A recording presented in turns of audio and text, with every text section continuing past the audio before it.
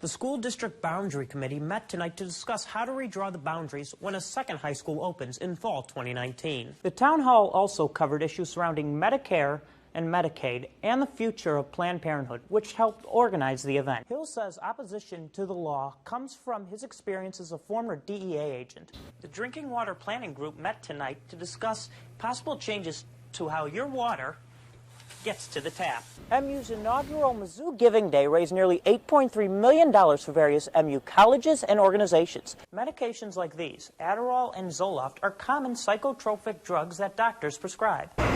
The forecourt facility would be built at Phillips Park in southeast Columbia. The facility, however, is more than a place to play sports. It's an economic opportunity for the city. But Landon, I was in Ashland today talking to Kim Proctor about the whole situation. She told me she just got the goats about a month ago, but now she's afraid she may have to give them up. Bob and Chop are Kim Proctor's newest family members. I did some research as an alternative to dogs. We do have a cat already, but we wanted additional pets, and they were seemed to be the next best option. But Ashland administrators say these two furry friends violated the law. We received a visit from the police chief about a week after we had the goats here, and he had told us that they are against city ordinance and someone had called and complained about them. With the threat of losing Bob and Chop, Proctor made a Facebook post about her situation. The community then rallied to her side. People enjoy them as they're driving by to go to school. The kids like to have them around. They're not hurting anything, and I think if people are allowed to have chickens in town, that goats ought to be allowed. They're a part of our family, and I wouldn't just ask someone to give up their pet, but I understand the objection. My granddaughter is playing with them right now. They're very gentle. They don't seem to be bothering anything, so they just need to leave the goats and let them be. Today, we know a little more because the thief chose a house with a surveillance system. Came home Wednesday, had a package on the front porch. Was expecting more, but didn't notice, anything out of the ordinary.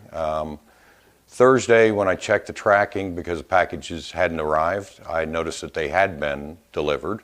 Went back through my security system and found that someone had stolen them. You can see this unidentified man get out of the car, walk up to Frank Gibney's porch, and take a package that isn't his. Rather shocked that he would just pull up in someone's driveway, walk in on their front porch, take things, rifle through things, and then just nonchalantly leave.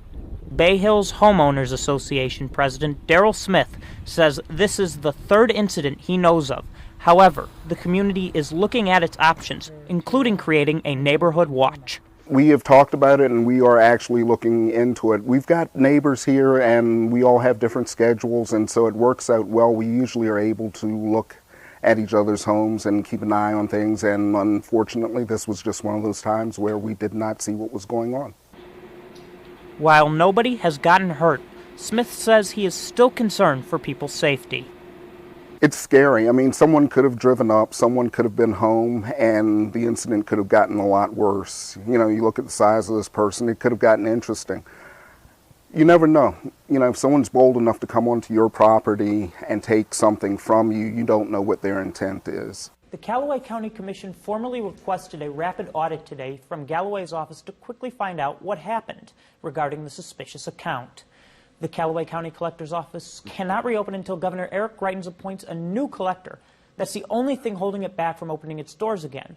It can reopen, though, before State Auditor Nicole Galloway's audit is complete.